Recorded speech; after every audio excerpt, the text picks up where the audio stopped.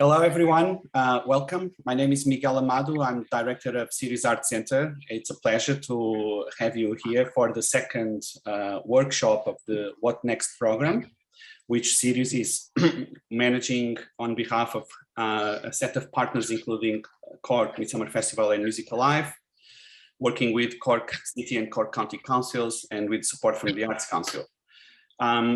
This session is going to be moderated and facilitated by Helga, and I will hand over to her now, and she'll continue the procedures. Thank you so much, and enjoy the workshop. Good morning, everyone, and welcome to the second of the What Next Arts and Aging workshops. It's lovely to see some familiar names from yesterday and also be joined by new people as well.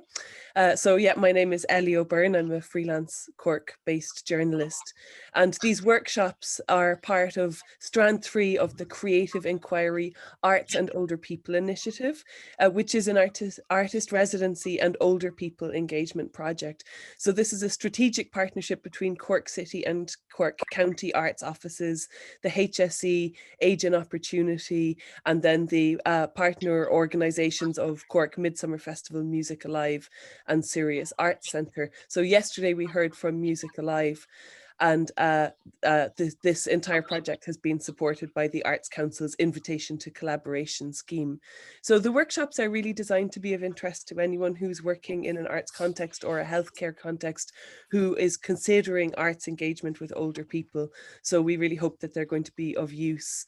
There are still, I believe, a couple of one-on-one half-hour clinics remaining with Marie Brett that are still available. And if you're interested in signing up, if you have further questions, or if you want to do that, you can get in contact with Brian McDonald, who's titled Sirius, in the chat, and those sessions are still available. So this morning's session with Marie Brett and with Kath Gorman, who's formerly of Cork Midsummer Festival, is called, loosely titled, a Cultural Lore Case Study, People's Thinking on Arts Engagement, Aging and Impact. So just a little note on structure. So in a moment, we're going to start the workshop, and the morning is going to be divided into two parts where we hear from Marie and Kath. And then we're going to take a 10-minute break. And then I believe we're going to do some breakout rooms to discuss the things that have been raised during the workshop. And then when we come back after that, we'll hold a Q&A. And the participants are free to type questions into the chat, and I can read them out, or you can use the raise hand function to ask your own questions as well, if you'd prefer to do that. So I think it's time to introduce Marie and Kath. So Marie Brett is a visual artist who makes work responding to trauma and social injustice through a social arts practice spanning human rights, healthcare and social science collaborations. Recent work includes Emma's premiere of Yes, But Do You Care?, a large exhibition at Brussels European Parliament, and joining the Arts Council of Ireland's collection. She's a graduate from Goldsmiths in London, and she has had writing published in Ireland, the UK and in Finland. And with Marie, we have Kath Gorman, who is a creative producer, curator and arts consultant who has worked in both Ireland and the UK. And until recently, she was the head of participation and engagement at Cork Midsummer Festival during the time that Marie's research was underway with the Creative Enquiry Residency. She is currently advisor arts participation for the Arts Council, and during her time at Cork Midsummer Festival, Kath was responsible for commissioning and producing lots of projects involving leading artists and communities of interest and place. And this included several projects with Marie, including this Arts and Aging project that we're here to hear about today. So thank you both very much, and you can take it away. Hey, morning everybody. So I'm just gonna share the screen for the presentation. Hold on, I need to bring it up. Okay, can everybody see it? I'm just gonna do the play from the start. Yeah, okay. Can everybody see that slide? Yeah, great. Okay. I can see it, yeah. Lovely. Okay, so yeah, welcome everybody. we're here essentially to myself. I'm just going to sort of talk a little bit around the background for our motivations for taking part in this creative inquiry and residency and sort of wider partnership. Marie's going to share sort of more the background in relation to the cultural law residency and what that involved. Then we're going to share also sort of key findings from the creative inquiry element itself, which are sort of particular research questions that we undertook, and what the sort of findings were from that. Then we're going to have a sort of, I guess, tease out more in terms of sort of particular aspects that might be of interest to yourselves when sort of thinking about this type of work. And then also we'll have a short break. And then, as Ellie mentioned earlier, there's going to be breakout rooms really for you to sort of talk more in smaller groups about, you know, any work you're doing in this area or thinking about, but also things that were particularly resonated with you today, as well as particular questions you might want to sort of ask us as well, and then going back into the wider room. So essentially we were approached, I think Cork Midsummer, it was back in about sort of 2017, 2018 by Maeve Deneen, who was the community arts officer at the time at Cork City Council. We'd obviously have quite a close relationship with the City Council, and they would be aware that participatory sort of work would be a sort of one of the festival's sort of core strategic sort of areas of focus. And we would have sort of over the years through sort of different projects have worked with different sort of sections of the community that would have included older constituents, but not specifically in terms of work with older people. And I think one of the things that was really interesting was the idea of the creative residency approach, creative inquiry approach, which was the sort of exploratory sort of process-based element of it, but also the opportunity to perhaps sort of through bringing in an artist was to ask sort of key questions that would help us in terms of the festival think about how can we sort of more meaningfully engage or attract people from the sort of older age brackets. So this was sort of developed by the wider partnership, and including the County Council as well, Age and Opportunity, HSE South, and then obviously the sort of three core arts organisations as well, Cork Midsummer Festival, MusicAlive and Sirius. So like I mentioned, we've got a sort of long track record in that area. And when we sort of looked, in fact, at our sort of market research, this was sort of 2016, you could see actually, I think, with the festival and it was sort of, in a way, our audiences have grown slightly. Sorry, could I ask someone, because I'm slightly distracted, can I ask everybody to put their speakers on mute? I can just hear some background noise. Is that all right? Okay. Okay, brilliant, thank you. Yeah, was that we had a sort of a core audience, probably in the 25 to sort of 40 something age bracket, but actually it was in terms of sort of older audiences, you could see that actually they were sort of reasonably small. This was the sort of the first time that we were really looking at developing a sort of program specifically with older people. I think the other thing we were interested in was that we'd sort of gradually, through sort of my role as head of participation and engagement, we were starting to build those relationships with different sort of community development agencies in the city, and this was sort of a way of us sort of furthering that reach.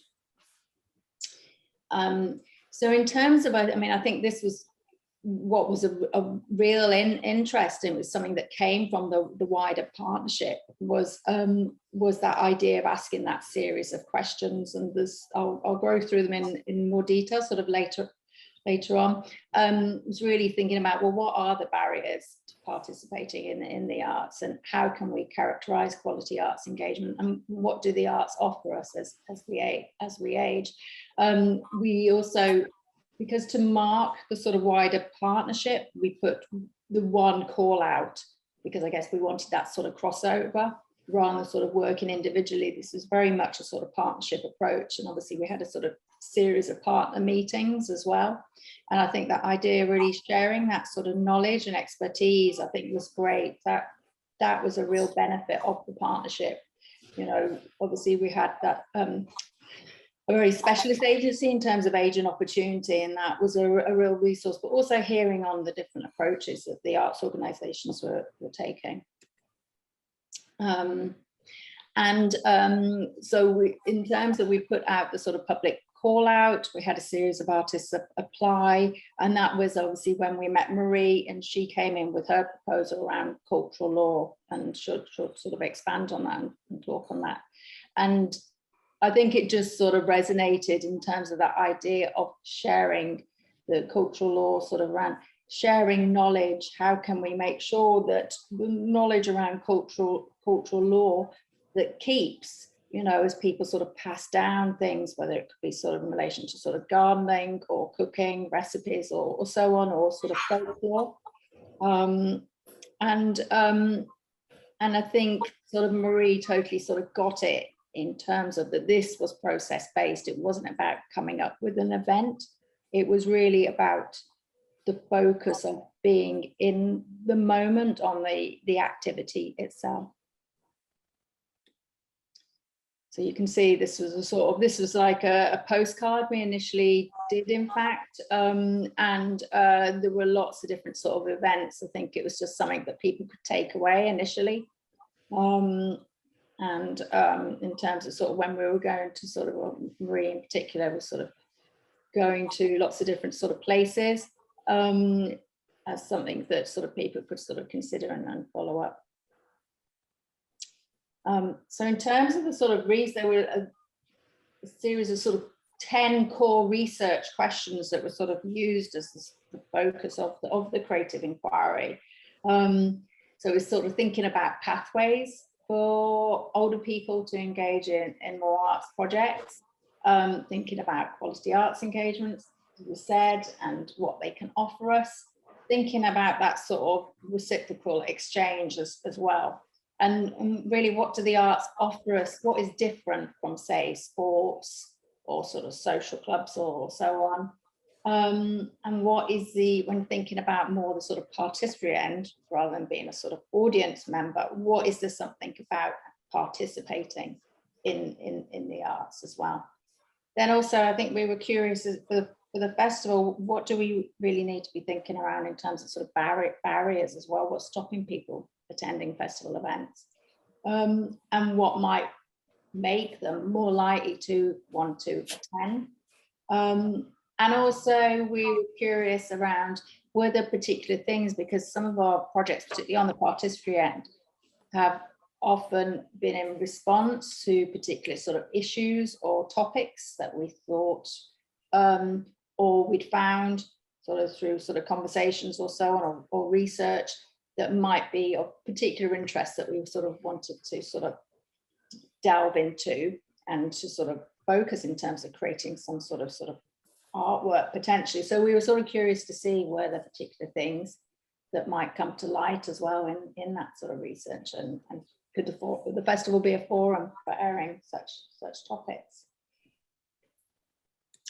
I'm now going to hand you over to Marie, and she'll be sort of able to sort of give you more of a sort of in-depth view in terms of the cultural law residency and her approach. Thank you. Thanks, Kath. And I suppose, like Kath was saying, I'll talk through a little bit about what we did and why we did it and how we did it specific to the cultural law. And I suppose the main key things that I was proposing was what's the relation then between arts and ageing, but also access and impact. But I wouldn't have said that, you know, off the cuff straight away when meeting people for the first time, but this was the undercurrent. So there was like this block of research questions that Kath's ran through. And then there was I suppose the conceptual thinking about cultural law and this idea of what does it offer people? You know, and is it a way of regaining a healthier mind and body and land and home? And I think, Kath, I can't move on the slide, so I might get you to move them on if that's okay. Thank you. And I suppose as I was meeting with people, I'll let you continue on, Kath. Just trying to do it, sorry. No, you're fine. Yeah. Thank you. You're grand. I got it. You're grand. I suppose as I was meeting people, I was inviting them into the research questions, but in a very side-on approach, and asking them in terms of what cultural or activities they're involved in. So like Kath was saying, it might be gardening, it might be cooking, it might be making, it might be as a teacher and an advisor and a sage, or it might be as a participant. And I suppose in terms of what, I'd use this term cultural law and people would be saying, what on earth are you on about, Marie? And I'd be trying to explain how it was that, I suppose, questioning that is there knowledge that can be lost from our everyday collective consciousness.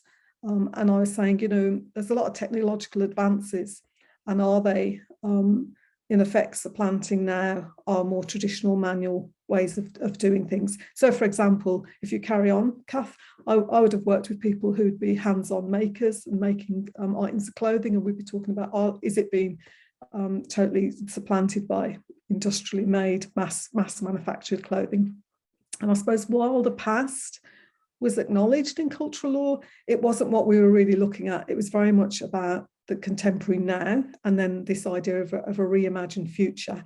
And that was very important because the festival was very much looking at what can happen in the future based on now. So it wasn't this idea of looking back with a kind of fondness in terms of what can be assumed of cultural law. And I suppose I very, very much wanted it to connect the individual. So I worked with some people one-to-one. It might be in their homes, just one person, just myself, to then a collective. And that was in some cases, I joined groups, or I invited groups to form who didn't know each other. And then there was this whole social aspect, and then there was an underlying political aspect. If you carry on, Kath, and some of these pictures you're seeing, they're from different gatherings that were happening with people in different places. And I suppose to give you a snapshot, because I worked with, and I will move between I and we, because I very much felt it was a collaboration with Kath and the festival. And there was over 100 people that we worked with.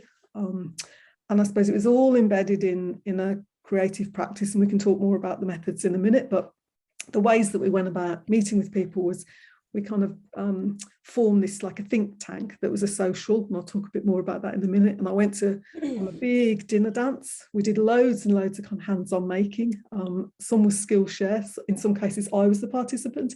In other cases, I was a co-creator, and in other cases, I was leading a session. Masses of conversation, that's kind of really big for me in all my work. Some quite formal, structured interviews. It was all, as Kath was saying, totally process driven, as all my work tends to be in terms of that initial stages. Quite reflexive, that was built in. And there was time when I could then speak to Kath, separate to doing, I suppose, the on-the-ground field work. And that was really important in terms of the reflection, both with the contributors and participants and also with the institution of Cork Midsummer. There was an elder knowledge theory that there was an underbed all the way through, which I can talk to you more about in a minute. And we did things like home bakings. So there was a whole mixture of different, I suppose, ways in. And then to give you some sense of who we might have worked with, I was really interested in combining knowledges and bringing two different factors of disciplines and also existing groups together. So I would have combined woodworkers with horticulturalists. I attended a long-term, a 10-week social health education program project, which was all about well-being as a participant. I wanted to kind of embed on the ground level. I worked with crochet and knitting makers and specialists, Celtic stick makers. I came and visited daycare centres and hung out, I suppose, is a way of saying, painters, gardeners, loads of tutors, particularly in textiles. I attended a rambling house, so there's masses and masses of contributors where I was a participant, worked with bakers, wood turners, a beekeeper, herbalist, so loads and loads of different contributors. Kath, if you buzz on to the next one, please. Thank you. And I suppose the the skeleton, the structure of cultural law was 4 different chapters. And I didn't like make this, I didn't forefront this, but people naturally fitted into one of these categories in terms of, was it to do with the land, the home, the body, or the mind? And I suppose I was looking of, are you involved in some kind of rituals or rites of passage? So say, for example, the crochet makers would make items of clothing that might be a Holy Communion dress that would be involved in a rite of passage. Do you have some form of belief to do with your making or activity, or some kind of customs? So this land, home, body, mind ran all the way across. So the picture there's of the Celtic stick makers. So they'd well, I'll talk about them a little bit later. So maybe, Kath, you go on. And then I think an important point was there'd been masses and masses of activity, gathering of knowledge and information, reflection on it. But Kath and myself felt it was really important to somehow pool all this. And we created a social. And in fact, we had so many people, Kath, didn't we, for the building, we had to do it twice so everybody could come, which was a bit hilarious. Where loads and loads of different members who didn't know each other came. We had a lovely social. People brought examples of the work that they'd either made during cultural law or that they'd been sharing through cultural law. And then with that kind of, I suppose, social networking day, we did quite a formal, structured series of Q&As specific to the research questions. So we kind of drilled in to asking again, but more, I suppose, directly, people's feedback on something. You can see the poster up there, what do the arts offer you as we age? So, and I think you can see there it was you, us. So it wasn't, we didn't want to make it a hierarchical thing. And the project manager, Mary Brady, worked with us on this as well. And so people wrote if they could write or felt like writing, and or had conversational, I suppose, exchange as well. If you buzz through, Kath. So this gives you an idea of, I suppose, the atmosphere that day, where it was all about hospitality, but it was also then about highlighting the, I suppose, intention that Cork Midsummer and myself, through cultural law, are very much wanting to identify people's contributions into these research questions, and to see whether what I'd been distilling down from all the many activities was actually on the button, and to then have both the distilled material I'd gathered, anecdotally, all the, I suppose, transcriptions of more formal interviews, and then this massive body of written and if people weren't able to write, didn't want to write, other people had written for them materials. If you buzz on, Kath. This is, I suppose, some of the more formalised conversations where a person would kind of lead a conversation, but only after we'd done, this was a group that had worked with a herbalist with us. So we'd spent a large body of time making and thinking, and then it was a good opportunity to then hone in and reflect on the research questions after that process. Whereas with some groups, we did it during the process. But and I would never, ever do it as an artist at the beginning, in terms of sit with someone and run through the questions directly. That wouldn't work for me. And if you want to buzz on, Kath.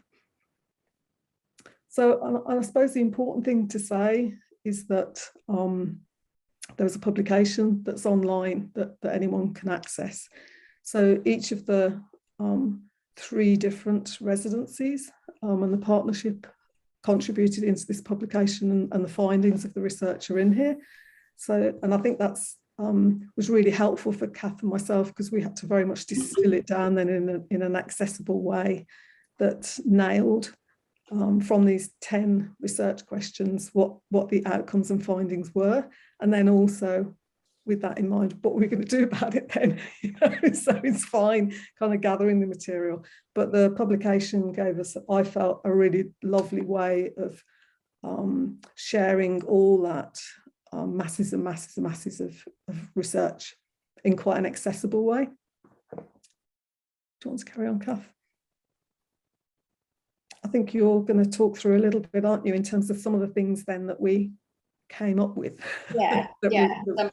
Some of the key findings, and I mean, really, I I remember Marie coming and meeting myself, Lorraine and Connell at the festival and sharing these findings, and they were quite extensive. They were really impressive. There was so much there. You could see really the evidence of how many people you've been meeting and you were working with, I think it was, in terms of groups, it was around like sort of 20 different groups, but then like you were saying, there was sort of individuals beyond that. It's probably in the region of about 100 people. So it was really rich in terms of the sort of information we were getting. And essentially when we were sort of looking at the publication that Marie sort of has referenced, we were sort of trying to group them.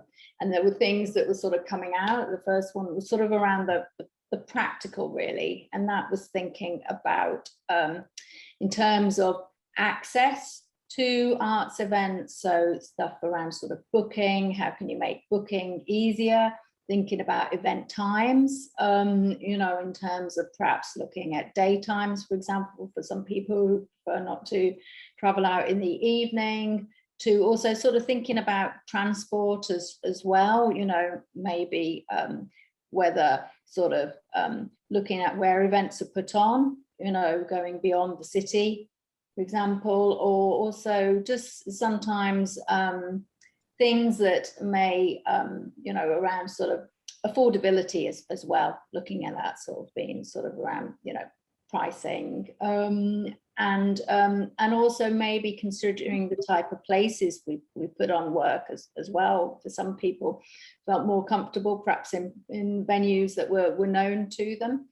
And then there was the sort of the psychological around some people, did not want to attend alone. And obviously there's been sort of, some really interesting initiatives like launched earlier this year, the Cultural Companion Scheme in Cork, and obviously that's a sort of a network across the country, the idea of people having someone to go to for an event. And then I think what was also really interesting for some people, I think they didn't necessarily want to save something which was marketed at people of a certain age or older. I think that in itself was something that some people just, it turned them off essentially. And you can see the sort of some of the feedback here. I think there was a concern that maybe a perceived lack of quality potentially, or yeah, a concern over this. And then also interesting, I think some people felt that, almost guilty for allowing themselves to sort of, spoil themselves or treat themselves or so on. And then the other sort of findings fell into around sort of quality engagement. I think Marie got a lot of detail there in terms of sort of thinking about what was really interesting, that idea of sort of knowledge exchange. And I think that really shows itself in the cultural law project. That felt something that yourself, Marie, that was really at the heart of it, wasn't it? You met so many interesting people who've got real skills and talent and real pride in that talent as well. And I think this particularly in sort of the more participatory focused sort of projects, so it'd be like, the Celtic stick makers or so on, and that idea of sharing craft. But also I think there was recognition that the real value of bringing in professional artists as well, as opposed to say sort of hobby artists. I think with the sort of reciprocal exchange, that thing of people being valued for their expertise and their knowledge. Value for money was important, and I think perhaps that sort of that idea of quality, and that comes back to what made reference earlier. For some people wanted to make sure, that what they were going to say, if it was targeted up at people of a certain age, older people, that it was as good quality as anything, that it stood on its sort of merits, and then that thing of trying new things, that sort of sense of risk and discovery. And that's something certainly when there was a project that did the one before cultural law, La Cucina Publica, which is a sort of participatory sort of dining project. And in fact, we had some of the participants from La Cucina came on to the cultural law project. And I remember talking to them about that sort of experience. And I think they were like, we've never done anything like that in our lives, you know? And I think they just loved that idea of doing something sort of slightly out there and completely unexpected, but something that, you know, that was sort of, I guess, you know, you had those sort of lasting memories afterwards as well. I think of sort of trying a completely new experience. I'm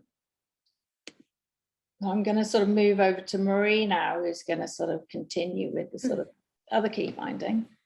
Sure, thanks, Kath. And I suppose, as you say, continuing on in terms of, okay, so what defines quality engagement then? And I suppose we kind of really worked out that it ranged very much from the personal, and there was quite a lot of I suppose findings to do with mental and physical health benefits, and then right across to the societal. And I suppose that's where Cork Midsummer could come in, and with Kath's expertise kind of, I suppose, distill down between the individual and the personal, and then what it meant societally and how the festival sat into the context of that. And I suppose also contextually, we could see that the findings could and did echo other research that had already been carried out in the area. And I know yesterday when Kevin and Susan and Helga spoke, they began to talk a little bit about other research in the broader context as well. And then I think from the festival's point of view, which was really interesting for me to think about, and I wouldn't normally, was how could the material be perceived as an advocacy tool? So in terms of, if you define what quality art engagement is, how can that then be used as an advocacy tool for the importance of the arts, particularly as we age? So that's a very interesting way to think about the materials that I wouldn't have normally. And then similarly, how could it be used as a promotional tool potentially to then encourage wider participation in the arts? So I think that's back to Kath and Cork Midsummer's depth of experience in the sense of how do you then gather and work with a massive amount of material. Maybe if we go on to the next slide, Kath, because I think there's this, I suppose, very particular, Kath sort of spoke to some of these a little bit, very particular findings in terms of, okay, well, how would you be aided? What would help in terms of then participating in the festival? So specifically the festival, and access was, I suppose, a huge thing in the sense of, you know, Kath mentioned it there a little bit, but it kept coming up in terms of the time. So the simple thing of the time that something's programmed at, transport issues. Now, I live way up a mountain in the middle of nowhere, and I had this naive idea that if you're in the city, which Cork Midsummer's, I suppose, working primarily within, the transport isn't going to be a problem. And I was kind of, you know, sharply kind of, you know, corrected about that from people living in the city, and transport is a huge problem potentially. Cost, reoccurring, took a lot of bravery for people to be open and honest about that in terms of access and cost. And also being alone, and like Kath mentioned there, in terms of, you know, the looking broader and wider with potential for cultural companions, but this sense of, I don't feel I can go alone to something. I think also, I suppose in terms of promotion, so it was great when Kath brought into one of the sessions a big pile of the Cork Midsummer Festival books, or the catalogue or brochure, or what do you call it? Well, I call it the book. What do you call it? Yeah, we'd call it the brochure, but it's Brochure. amazing how many people call it a book. Yeah, because it's massive. And it was really, really helpful having people go through and say, look, there's too much writing, the font's too small, the pictures are gorgeous, we want it bigger, and like really succinct, clear, I suppose, targeted, informed information being shared with Cork Midsummer, just particular to promotion. And I suppose then also what type and where, and the format.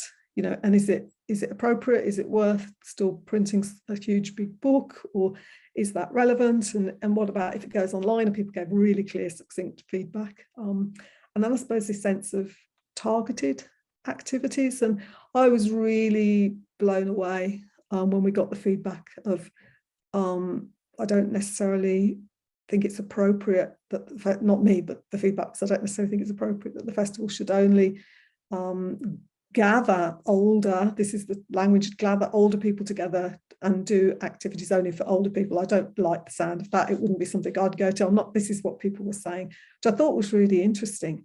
And this, I suppose, enthusiasm and request for more intergenerational, for more risky activities, for things that hadn't been done before, but also this sense of how do you invite in new audiences in terms of using Cork Midsummer Festival's priority and language.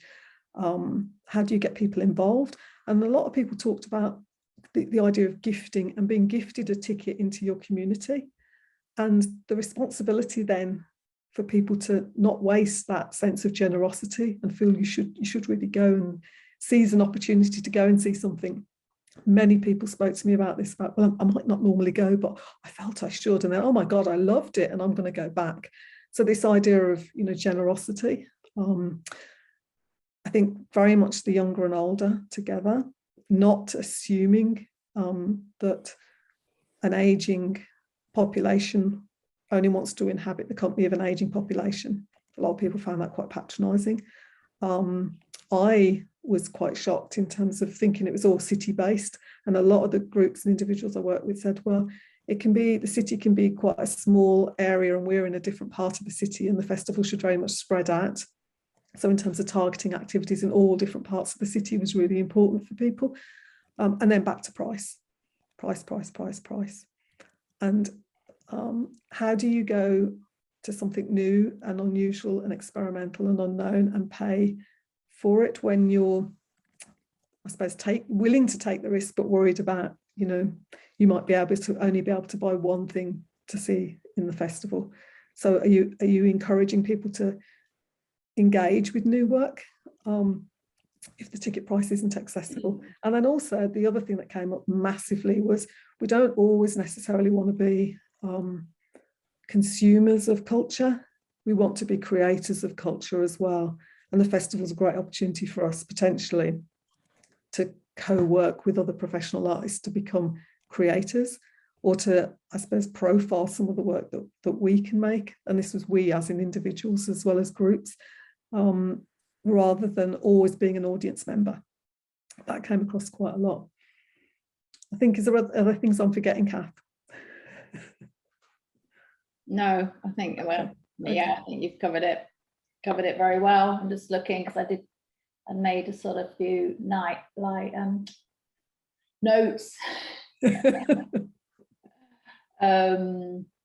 No, I'd say so. Yeah, I mean, we'll talk a little bit around sort of surprises, which I think you've touched on in one of our sort of conversation topics as well. So okay. And I think it'll be interesting to have more of a conversation, particularly that thing around wording as well, but we can talk about that a little bit later on, can't we, about that thing of being considered an older person and sort of terminology and language. Okay, so we're on to the sort of the conversation now, Marie, between you and me. I was really keen to ask you this question because I didn't get to ask you kind of during the well, obviously you didn't, well, I suppose I could have been brave and asked you during the interview, but I didn't ask the panel. And it's something that I genuinely am interested in. So I suppose it's like, you've got that title there of added value. And if you do this kind of research with an artist, any kind of discipline of artist, what's the added value of them working with an artist? And I suppose it's asking you at the festival, what did you hope for, as much as what you got, but why do it with an artist as opposed to doing a more straightforward piece of research like market research? Yeah. I mean, I think, working with artists can always see the world in a slightly different way. And like you said earlier, that idea of coming to things side on rather than directly, you were sort of, meeting people, building those relationships. creating that sort of reciprocal sort of sharing of exchange and knowledge, and to hopefully reach a place, and I think that was done really successfully, where people sort of building up that sort of trust. So also I'd hope that really in terms of what came out, I think as opposed to someone going in and asking very coldly, people were able to be more honest as well, you know, as well as that idea of the work that you were doing around cultural law. I think just there was that, and then obviously there was the sort of research questions, but the cultural law aspects brought up so much as well, so much sort of, you know, interesting sort of themes and sort of ideas, and obviously that sort of went, and we'll talk about it a little bit later on. We hadn't necessarily expected there'd be an offshoot project, but it did end up being a sort of offshoot project. But I think, yeah, it's that thing of that view where artists come in, and it's a sort of very gentle approach as well, isn't it? It's sort of, you know, as opposed to perhaps something that with the market research, it sort of feels very sort of transactional. And yeah, those would be, I don't know whether I've made myself clear, but yeah. That's really interesting. And that makes a lot of sense. I like your term of less transactional. Yeah. I like that. Okay. Yeah, definitely. Yeah, because also I think with cultural law, it really spoke to you as a person as well as an artist, what you were interested in, and you wanted to find more people who were interested in what you were doing as well, and sort of develop your own knowledge in that. I mean, I imagine, I don't know, I'd be curious to hear were the things that you learned as well from this, you know, meeting all these incredible people. Yeah, there were definitely. We won't get into it now, but there were definitely. Yeah, especially about the mind. Nope, am I gone? Where am I now? Sorry. There. Okay. Yeah. So I guess that is the next question, isn't it? What attracted you to this research? Yeah. I saw the advert and thought initially, I might not be qualified for this. This might be not something that I could do well. And then I kind of read it a bit more carefully and thought, actually, I quite like the look of this. This is quite brave and it's new and it's quite experimental and it had a criticality. And I thought, actually, maybe if I could give myself a break, maybe I could do this. You know, you have to kind of inhabit that potential, don't you? So then I started thinking about it. I really wanted to work with Cork Midsummer and yourself, Kath, being honest. Like, you've got such a legacy of work in terms of participatory work. And I'd kind of, you know, whenever I could, I'd gone to events and thought, yeah, it would be brilliant to try and do something. So I knew that anyway, once I'd got over my kind of fear that maybe I wouldn't bring enough to the criticality of the research. And I suppose then I began to think about, well, all the work that I do masses and masses of research, and I've got all these different methodologies. And I suppose and I kind of gave myself permission to think, well, maybe this would be a way then to think, if I approach and reflect on the research questions through the engagement, which I would anyway, that I just wouldn't have research questions, I'd have kind of, you know, conceptual inquiry questions. And then to trust that with you and Cork Midsummer, there'd be a way of then distilling that down. The other thing that attracted me was I really liked the idea of the team.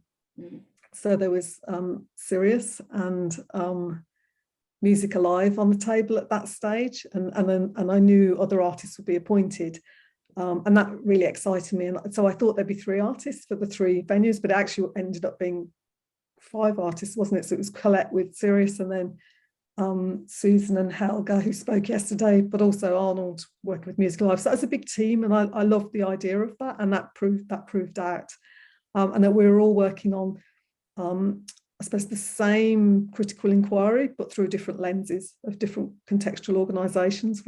So that gave us that worked. I love the idea of it, and it worked really well. And I suppose the research questions, if I was honest, they'd lay low in my practice for quite a long time. So my practice inadvertently addresses a lot of the research questions, but I never own them and I'll never forefront them. So, you know, the barriers to participation, the characteristics of quality engagement, you know, what the arts offer us. I wouldn't necessarily have put it particularly to what they offer us as we age. So I thought maybe this could be a really good chance for me to think through those things in a more forefronted way and own that a bit more with the subtext of my practice in the background. So, and I suppose if I'm honest, like any freelance artist, you'd be kind of thinking, well, you know, the future things might happen from this. There might be some wonderful, you know, new relationships. There might be, you know, new opportunities. You can never assume it, but you'd hope for that. Yeah. You know, and I thought the scale and the fact that it was across the whole city. And I'm normally, you know, I'm in Cork. I'm based in Cork, but I'm working nationally, and I thought it could be really lovely to do something in the city and really get to grips with the city a bit more. Does that give you a bit of a sense? Yeah, absolutely. And I mean, yeah, I think also that wider partnership, like you were saying, I think, yeah, that for us was really interesting. I'd really, you know, recommend. I mean, I just think it was a really good model, you know.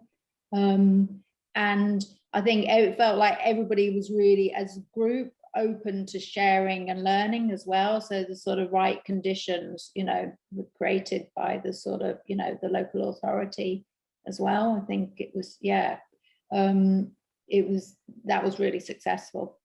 And obviously we're sort of now in this sort of second phase, which, you know, it shows the sort of commitment by the partnership partners to want to sort of disseminate more as well. So I have another question for you, and you talked to it about it a little bit, yeah. In terms of, I suppose, the learnings. And so I know we've named them from the practical to the psychological, but also the surprises, because often the surprises are under the table, aren't they? I quite like that you mentioned them. Yeah. I think the thing I thought was interesting was around the invitation, that people sometimes feel like they need an invitation to join in. And I sort of do get that, actually, when I think about sometimes around that, you know, because you always sort of, sometimes you reflect on yourself and how you deal with things as well. And you think, yeah, I can see that thing of, particularly if you're uncertain about going to something, you like to be invited because it makes you feel welcome, essentially, you know. So, and in fact, we'll talk a bit more about sort of things the festival has done since, but it sort of does speak to, I don't know whether anybody saw this year as part of the festival program, we did something called Art Gifts, which was across the city, sort of a model used by the Helsinki festival, who sort of shared it as a sort of commons, essentially. And the idea was that 20 Cork artists delivered sort of 300 free art gifts, so you could sort of apply for one for, say, a friend or family member living in particular sort of areas of Cork City, and then a performer of all sorts of different sorts. We had sort of opera singers and circus artists and so on, would turn up on that person's sort of doorstep at agreed sort of time and place. So that idea of sort of invitation or a gift, you know, it sort of really resonated with that. In terms of sort of other surprises, it was sort of a surprise and not a surprise, was that thing around about people essentially not wanting to be labelled, really, put in the older people box. And I do, you know, again, it's that thing, isn't it? It makes you reflect. Now, I'm, you know, in my early 50s myself. I'm really sorry. I thought I'd put my phone. Oh no, it's all right. You're in demand. No, sorry, it's my husband's phone. It called through the computer. Anyway, yeah, that now I'm in my early 50s and I'm in that sort of older category. I certainly don't see myself as old. I don't necessarily want to go to things that are for the, you know, 50s to something age bracket. So, and I think I was trying to remember. Do you remember we were having conversations when we were talking around the sort of promotion material, so on, or yeah? Can you remember, Marie, what we what we decided in the end was that we avoided the word older, I think. Yeah, I think originally it was there, it was right centre stage in front, wasn't it? And then it kind of was moved further and further away. And it was, I think you alluded to it in the sense of the footnotes. So you'd mentioned about access, stairs, time of day. So, but you weren't direct. I think was what was decided in the end as a way of being of honouring the needs without predetermining. That's not, you've got a ghost in the machine. Okay, I know I'm being charged at 7 pence a minute. So basically I have a letter through the door, and this I went is online great artwork, Kath. Oh, we've lost our artwork. Okay. But maybe we'll go on to the next. I think we have another one, don't we? Yeah. I can't remember what. Okay, so using cultural law as a way in. It's a question for you, Marie, really. Yeah, I'm trying to see them on screen. So I suppose, like you said it there early on, in terms of my practice as an artist, I'm very much looking at reciprocity. So, and I'm quite honest about that, I suppose, in the sense of I need to be fired up and excited and engaged and enthusiastic and curious, or else I won't do my job well. That's why I work freelance. That's what gets me up and keeps me up late at night. To be fired up and excited and curious. And I suppose all the work I'm doing, it's looking at how does art bring relevance and meaning to people and places. So I suppose I knew if I was to apply to do this piece of research, which was quite a considerable body of time and work, I needed to be genuinely excited about something that I could do the research questions through, in effect. And I'd been just coincidentally working on another project. I've been looking at Stephen Jenkinson's writing, and I've been looking at his Die Wise work, and that led me to looking at his work. That's the title, I'll look it up so I don't get it wrong. It's Come of Age, the Case for Elderhood in a Time of Trouble. And I was looking at this just coincidentally at the time of when I was making the application and writing the proposal. And he talks about this criticality and an understanding of what elderhood is and wisdom, and it not being this kind of forlorn, nostalgic thing. And he talks about, living, well, he talks about loads of things, but one of the things he talked about that I was interested in was this sense of living dangerously and about this diminishment. I thought that was interesting in terms of elderhood and diminishment and privilege and action. And loads of my past work and current work, I suppose, it's all embedded in different forms of folklore. I'm often using traditional hand making. There's social collective making. So there's a genuine interest in law, but I've never kind of forefronted it. And I thought, is it actually slipping? So is this idea of cultural law slipping now genuinely? And we did this in 2019, didn't we? Is it slipping from our physical everyday and our collective unconsciousness? And I thought this could be a great opportunity to just use cultural law as a mechanism to then invite people into a pool of thinking and making and doing, and have the research questions as a parallel way of working to serve both ends. And I suppose I thought I want to know more. I want to know about the lotions and potions, how do you stop, the bald creams, the elixirs for health, and to be able to propose, let's gather people together who might be interested to work with a herbalist to find out about these cultural law skills that are still active, but we can learn them, to go in our hedgerows and pick the herbs. I was just genuinely so interested in doing this. And similarly, I'm just a rubbish cook, but I'd love to know how to bake and to be able to invite people to say, could you please share some of your key baking recipes and teach me how to bake a special treat cake, and to be in someone's home and have the privilege of them doing that. That's just amazing for me to be able to do that and to sit with the Celtic stick makers. And I know a lot about particular traditional craft skills from other work that I do, but to be able to sit and watch and learn and witness I suppose the hand skill and the exchange, and then that collective entity of what works really well with a societal group self-supporting each other. So it was very, very rich for me in proposal in terms of cultural law, and to have the span of it being the mind, the body, the land and the home was like kind of ambitious. But I thought, well, why not just go for it, and see. And because there's so many people in the city, I felt, well, why not be ambitious and see how many people I can meet and make things with and learn from. Like, I don't know about beekeeping, but I know a little bit now, So I suppose that's why cultural law for me, it offered loads of doors to many, many people. It didn't have a key constituent. It was really important for me that we didn't have a set group.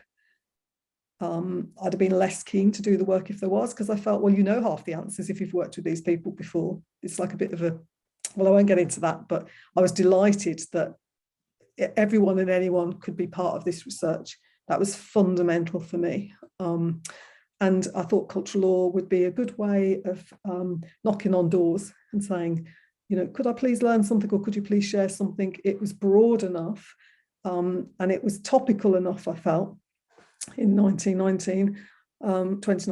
So I suppose that was, in honesty, a lot of it was about myself and my curiosity and interest, and then what I thought it might do for the research. And it was a gamble. It's kind of a guess, isn't it? You don't know, really.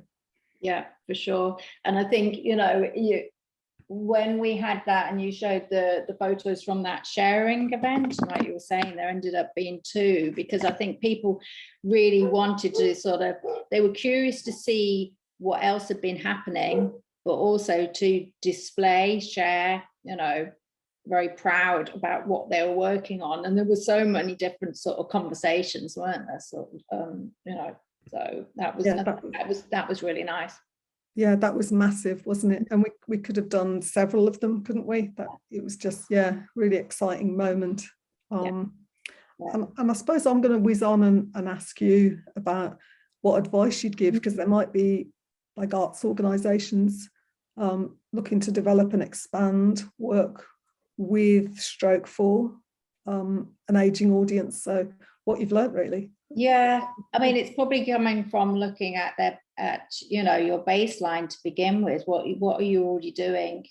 Who, knowing who are your audiences, who are the people you're working with, and does that include, maybe people in the sort of older age bracket? And that can be now sort of, like we were saying, sort of older, inverted commas, is from like 50, 55 plus, to obviously expands to people who'd be considered very sort of elderly in their sort of 80s or 90s. So I'd be sort of looking at, who you're working with first, and then thinking about if you wanted to do something where you really wanted to sort of understand more about, people in the different older age brackets.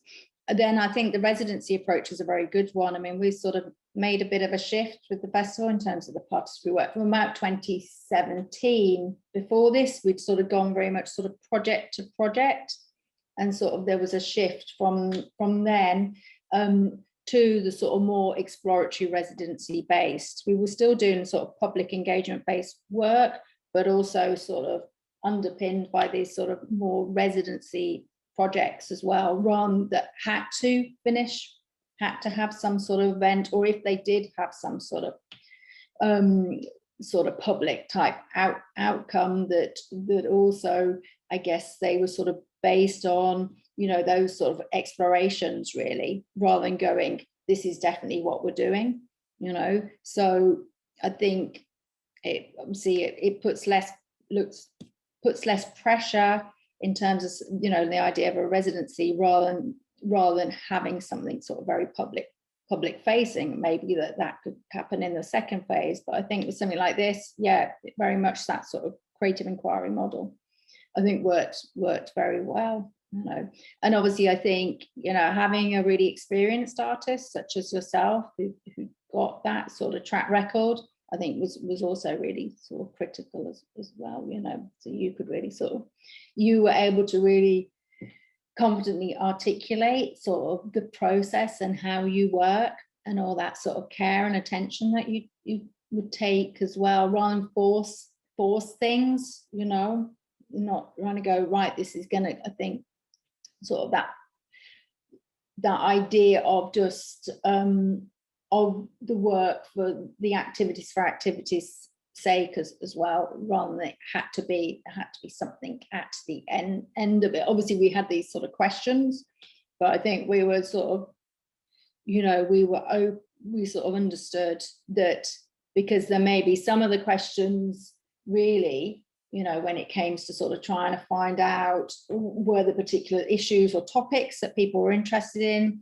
those, I think that was harder to sort of, to in a way tease out from people, and that's fair enough. And sometimes that's the thing with these sort of projects, it's around, I think, all parties being going, okay, we're just to a certain degree, yes, try to put in a process, a structure, but we have to sort of go with the flow as well, and there has to be a flexibility there, all the partners, you know. So because I think this type of work is demanding enough as it is, and so I think you know, we wouldn't ever want to put on pressure, force things when they shouldn't be forced.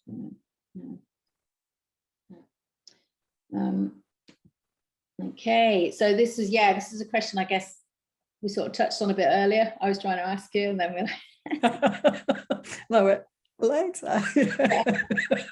So what do you think, Marie? Do you think it, you know, are there any things in particular you think it might have impacted on you?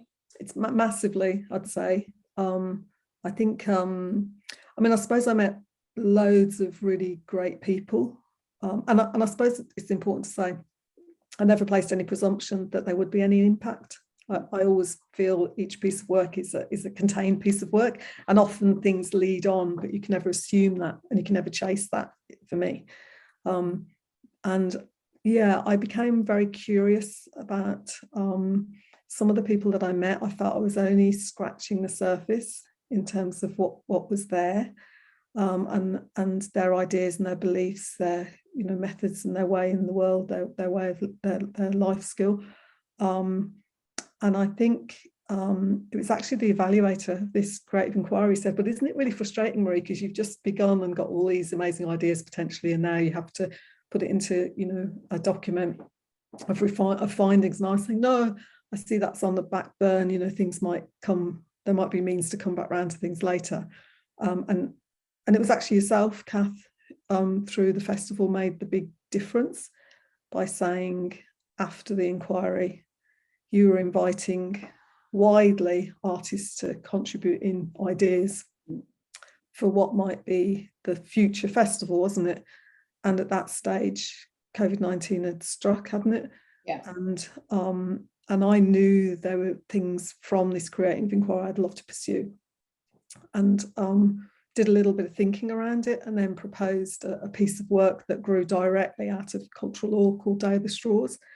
And I think that became a substantial piece of work, which would never have happened if I hadn't have done the Creative Enquiry. There wouldn't have been the appetite, my appetite, you know, to continue working with people and to find out more. And like, if people want to know more about Day of the Straws, they could look on the website. But it's basically, I suppose, based on a social ritual to do with Ireland's 1832 cholera pandemic. But I won't go into it too more. And I suppose when you meet people that have immense potential impact on your own practice, that's a real gift. And you might not know that you'll get a chance to work with them again. It might take years later that you have the courage to go back round and say, do you remember me? We met during the Creative Enquiry. But I don't take that for granted, you know. So yeah, it's had a massive impact. I think the conceptual stuff in terms of the inquiry questions we could kind of look to in the Q&A later. So there's these two parallel strands, isn't there?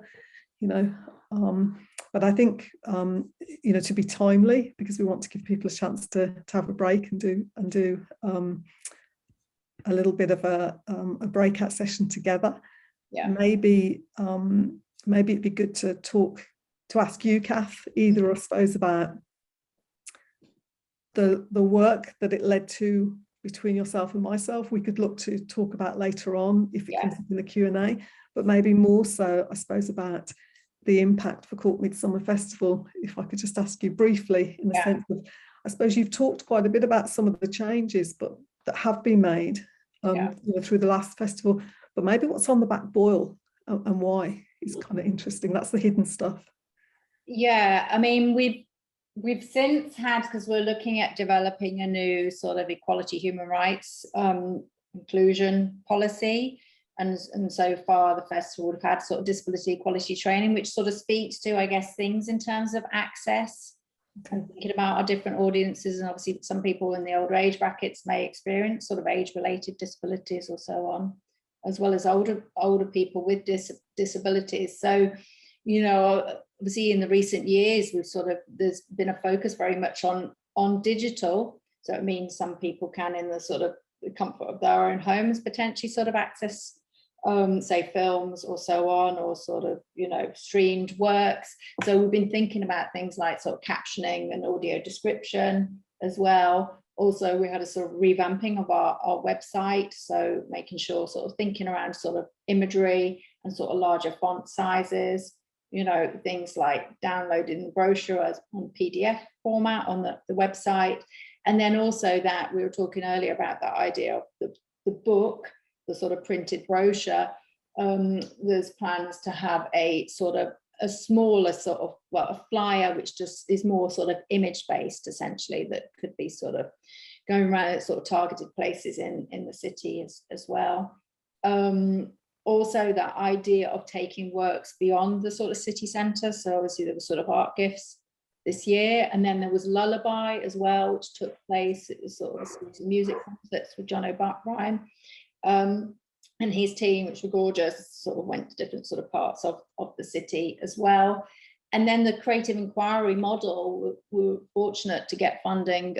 We're part of a sort of 4-year partnership called Be Part. It's a Creative Europe funding project, which in fact Day of the Straws, we were able to get some sort of residency money to fund Day of the Straws, that we're sort of taking that residency approach and have been doing work with the children and families from a traveller background, and working with Springboard Family Services as well. And the plans is to sort of develop some other sort of creative inquiry approach as well, for example, with people with disabilities. So it's sort of, I think we sort of took the approach, we can't do everything all at the same time. It's going to be a sort of incremental. It is going to take time, you know, but there's definitely sort of move in the right direction, and we've obviously already been sort of making work on that. So it's sort of, yeah, but absolutely, yeah, there is a sort of ongoing commitment, and that information, getting that information was, you know, so helpful. There's the outward scene aspects, then there's all the behind the scenes of what you're working away. Maybe we should let people have a break. So could people come back at if everyone wants to put themselves on mute, turn screens off, come back at 11:20. So have a quick tea break now. So yeah, we'll say 11:20. That would be great. Yeah, see you all in a bit. Thanks very much, everybody, for taking part and listening. It was actually really nice to revisit the project. Obviously, that was back in 2019, and it feels like the world has changed a lot. But I think, obviously, this, you know, there was so much that we learned from this project. I think it was a great model, and then so much, you know, that happened since from it. Like, if you get a chance to look at the Day of the Straws website, because I think it was just brilliant seeing some of those people that Marie continued to work with as well. I think that's sort of about it anyway from my end. Marie, do you want to add anything else at all? Thanks, Kath, and I agree. It's nice to be able to share some of the aspects with everyone today, and I think the publication's a useful way in to find out a little bit more, and that crosses the whole 3 different residencies. And I know Ellie's podcast series then dives in a bit more, a bit deeper. So I'd perhaps direct people to those resources if you'd like to know a bit more about the specificity of this piece of work in terms of arts and ageing, access and impact. But thanks for coming. Great, that's absolutely fantastic. I just want to extend an enormous thank you to Kath Gorman and for Marie Brett for joining us today. There is another session tomorrow morning. There's a workshop that's titled "What are the ethics of engaging with communities?" and that's with Miguel Amado from the Sirius Centre and artist Colette Lewis, and that's the final, because yesterday we covered the Creative Enquiry residency with Helga, Deasy and Susan McManamon and MusicAlive. So we'll be concluding after tomorrow, but remember that these will be up as a resource online as part of the What Next Arts and Ageing resources, and that will be available to everyone, hopefully to serve as a long-standing resource for people who wish to do work in this area. So thank you all very much, and have a nice afternoon, and talk to you again.